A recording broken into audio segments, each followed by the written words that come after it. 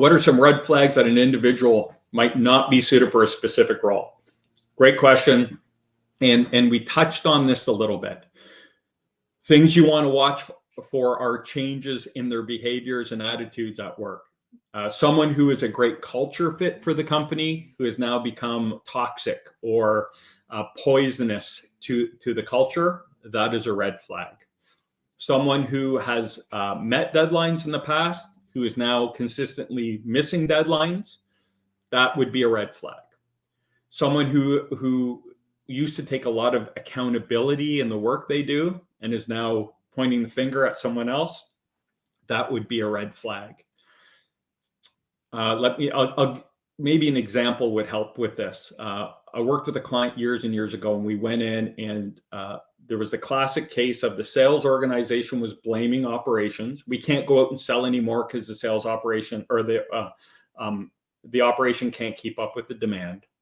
And the operation was saying salespeople are selling, they're giving unrealistic timelines and delivery dates, and we can't meet them. And before we even get started, we are sunk. There's no way we can do this. So after the assessment we made, we said, okay, sales are growing. Sales are moving in the right direction. Let's not mess with sales, but let's focus on the organization. And that organizational leader was again, one of these people that had been with the company a long time. They were an overvalued asset. They were great when the company was doing $5, $8, $10 million a year.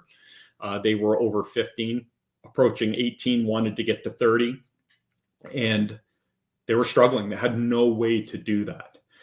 So after kind of doing some assessments and speaking with them, what kind of continuous improvement programs do you have? Oh, I don't know what that is. Okay. What do your safety programs look like? Well, we don't really have any. Okay.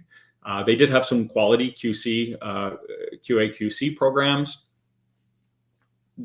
So we were able to identify the individual just didn't have the experience or the capacity to drive the operation to meet the demand of sales.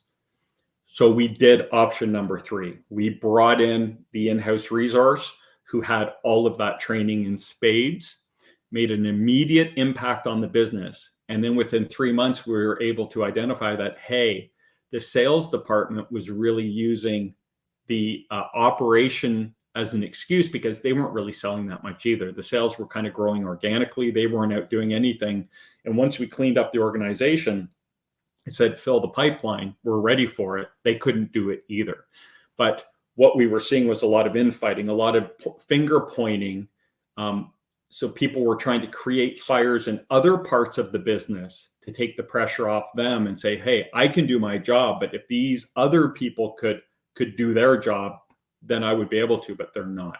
So those are kind of some of the red flags you might look for to see if someone's suited to a specific role.